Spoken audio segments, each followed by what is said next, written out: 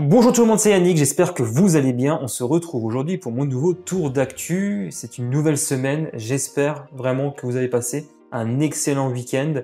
Pour ma part, je suis au taquet pour ce lundi. Il s'est encore passé beaucoup de choses, notamment ce week-end, et on va en parler. Et j'attaque tout de suite cette vidéo pour évoquer le fait que OnePlus vient de mettre à disposition Oxygen OS 11, la surcouche de OnePlus basée sur Android 11. J'ai pu la télécharger durant le week-end, et je vous propose de faire un petit rapide tour du propriétaire pour voir les principales nouveautés qui ont été introduites. Il y a notamment du grand changement au niveau de l'interface. Donc là, je le teste en fait sur mon OnePlus 8 Pro. Le déploiement de la mise à jour est actuellement en cours, mais vous pouvez également un petit peu forcer les choses en téléchargeant une application qui est disponible sur le Google Play Store et qui s'appelle Oxygen Updater.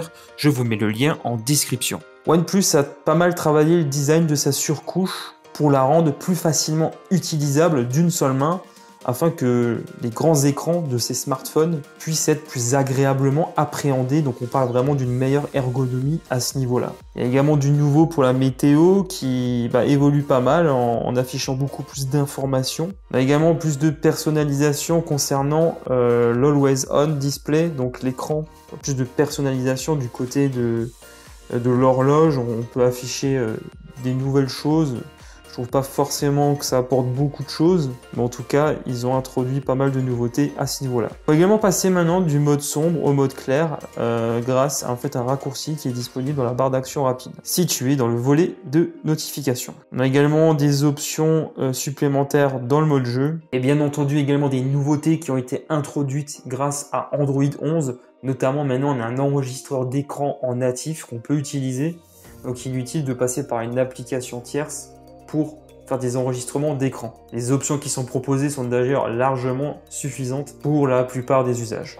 Moi personnellement, je suis plutôt content justement que OnePlus soit aussi réactif pour proposer ces mises à jour, notamment là sur ces derniers smartphones. Après, je trouve pas forcément que toutes ces nouveautés introduites changent radicalement la donne.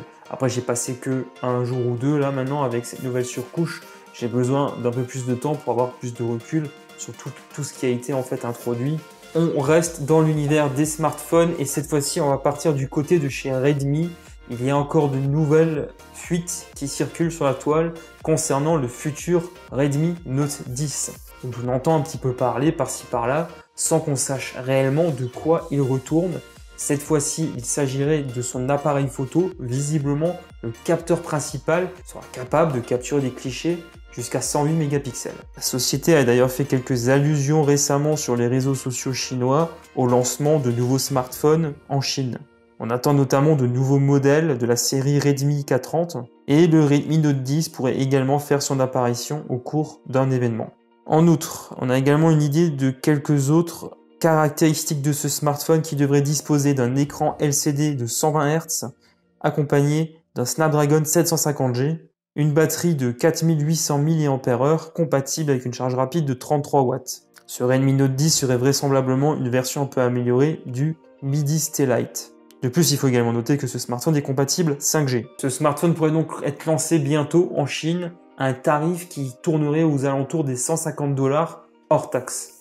On ignore si ce smartphone, si effectivement il sort en Chine, sera également proposé dans d'autres pays, mais j'imagine que oui, puisque Redmi est une marque quand même bénéficie d'une certaine aura. La gamme Redmi Note a toujours plu à beaucoup d'utilisateurs, donc ça m'étonnerait que ce smartphone ne sorte pas également chez nous. Mais après, il vaut mieux patienter et prendre des pincettes en attendant des informations un peu plus précises et surtout des informations officielles. On en parlait la semaine dernière et c'est désormais une réalité. On a une idée de la puissance précise du SoC Exynos 1080 qui a tout juste été présenté la semaine dernière, puisqu'on a désormais un aperçu sur Antutu qui nous permet donc d'avoir quelques informations, notamment au sujet de sa puissance, qui est de l'ordre de 693 000 points exactement sur ce benchmark. Pour rappel, c'est le premier SoC gravé à 5 nanomètres à destination d'un smartphone Android, puisqu'Apple propose déjà son A14 également gravé à 5 nanomètres. On attend d'ailleurs qu'il y ait de premiers smartphones qui bénéficient de ce SoC, et pas forcément chez Samsung, puisque ça devrait être un Vivo, le Vivo X60, qui devrait donc être le premier à bénéficier de ce nouveau SoC. Par ailleurs, sur l'image que je vous affiche à l'écran. On a également quelques indications, donc ce sera un mystérieux smartphone du nom de Orion, qui aurait été donc flashé sur ce benchmark, qui bénéficie donc d'une définition de 2376 par 1080 pixels. Il y a également Android 11 qui est aux commandes, et l'écran bénéficie également d'un taux de rafraîchissement de 120 Hz. Le SoC Exynos est là, accompagné par 8 Go de RAM et de 512 Go d'espace de stockage en UFS 3.1. Le mystérieux smartphone Orion pourrait d'ailleurs être le fameux Vivo X60, le premier smartphone donc à bénéficier de ce SoC.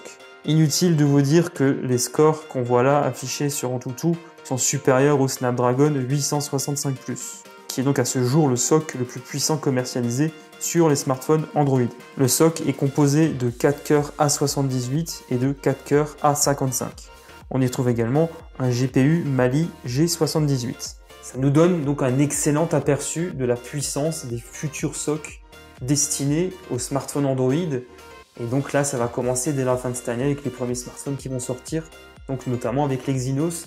Les premiers Snapdragon 875 devraient débarquer quant à eux lors du premier trimestre 2021. De toute façon, on en saura un peu plus du côté de chez Qualcomm lors de l'événement qui aura lieu entre le 1er et le 2 décembre, qui sera donc vraisemblablement une conférence réservée donc à la sortie de ces nouveaux produits, dont le fameux Snapdragon 875. On va continuer de parler de Samsung et notamment du futur Galaxy S30 dont on commence à avoir les premières caractéristiques qui se dessinent à l'horizon. Naturellement, les pincettes sont de rigueur parce que bon, ce smartphone ne sera pas présenté avant plusieurs mois au moins. Dans tous les cas, il y a de plus en plus de leaks qui commencent à circuler sur la toile. Là, on va parler du Galaxy S30 Ultra ou Galaxy S21 Ultra. Pour l'instant, on ne connaît pas encore son nom définitif. Le smartphone bénéficierait d'un capteur photo principal de 108 mégapixels et d'une charge rapide de 65 watts. Le capteur photo d'ailleurs de 108 mégapixels serait bien évidemment donc l'ISOCELL HM2 qui a été présenté il n'y a pas si longtemps par Samsung. Le smartphone sera capable de capturer des vidéos en 1080p à 240 images par seconde, mais également en 4K à 120 images par seconde, et enfin en 8K à 30 images par seconde. L'écran 1440p du smartphone bénéficiera d'un taux de rafraîchissement de 120 à 144 Hz. Vous retrouverez donc sur ce smartphone une batterie d'une capacité de 5000 mAh, compatible avec la charge rapide 65 watts. Galaxy S30 Ultra sera également commercialisé aux côtés des Galaxy S30 et S30 Plus. Aux commandes, on attend qu'il y ait le Snapdragon 875 ainsi qu'une déclinaison du SoC Exynos, soit le 1080 ou alors le 2100, dont on a déjà parlé il n'y a pas si longtemps. Encore une fois, les pincettes sont de rigueur parce que là vraiment on est dans les fuites, les premières fuites de ce smartphone et il faut qu'on attende encore un petit peu pour avoir des informations un peu plus précises. Mais dès qu'il y a des informations, je n'hésite pas à vous en parler dans mes tours d'actu. On reste toujours dans le domaine des smartphones, mais cette fois-ci sur ce qui concerne la charge rapide sans fil. Il s'avère que les constructeurs travaillent d'arrache-pied pour rendre ce dispositif de plus en plus rapide afin qu'il devienne une alternative solide et crédible aux chargeurs rapides filaires. Il faut dire qu'on a une meilleure expérience utilisateur juste en plaçant son téléphone sur un dock de charge plutôt que de devoir à chaque fois brancher un câble USB-C. C'est quand même plus pratique et la charge rapide sans fil se développe à vive allure. Et là, il semblerait maintenant que les constructeurs soient en train de préparer une charge rapide sans fil 200 watts. Rien que ça, qui va certainement plaire à plus d'une personne qui désire justement bénéficier d'une charge sans fil qui puisse en tout cas concurrencer assez sérieusement les bons vieux chargeurs filaires. Il faut aussi reconnaître que l'autonomie des smartphones n'évolue pas grandement au fil des ans. Il y a certains appareils qui certes se démarquent un peu du lot, mais c'est pas forcément une révolution en soi.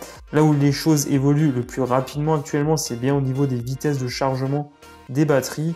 Et c'est là-dessus que continuent donc à miser les divers constructeurs chinois. On a déjà vu des systèmes de recharge filaire qui sont aux alentours de 120 watts chez certains constructeurs chinois et on peut recharger intégralement une batterie en une quinzaine voire une vingtaine de minutes selon la capacité de la batterie. Oppo et Xiaomi par exemple sont des constructeurs qui sont très en avance dans ce domaine. Les constructeurs rivalisent d'ingéniosité aussi sur un autre plan, notamment sur le cycle de vie de batterie, puisque vous le savez, la recharge rapide, ça a également une incidence sur le nombre de cycles de chargement des batteries. Et sur ce point-là, visiblement, il y aura également des améliorations à attendre l'année prochaine. L'autonomie et la charge rapide font partie clairement des critères les plus importants pour bon nombre d'utilisateurs de smartphones. On devrait donc découvrir de nombreuses nouveautés à ce sujet-là dans le courant de l'année 2021 et j'ai hâte de voir justement les premiers smartphones qui seront compatibles avec cette charge sans fil. 200 watts, donc ça serait quand même un truc de dingue, pouvoir recharger comme ça son smartphone juste en le mettant sur un dock en une vingtaine de minutes. Moi, personnellement, je trouve ça assez bluffant. Voilà, on arrive à présent à la fin de cette vidéo. J'espère qu'elle vous a plu. Si c'est le cas, merci de me soutenir en lâchant un gros pouce en l'air et abonnez-vous à ma chaîne YouTube pour ne pas rater mes prochaines vidéos en activant la petite cloche pour être prévenu de la publication de mes futures vidéos. Les liens pour me suivre sur les réseaux sociaux sont également dans la description. Pour ma part, je vous dis demain soir 19 h. D'ici là, portez-vous bien. Allez, ciao tout le monde.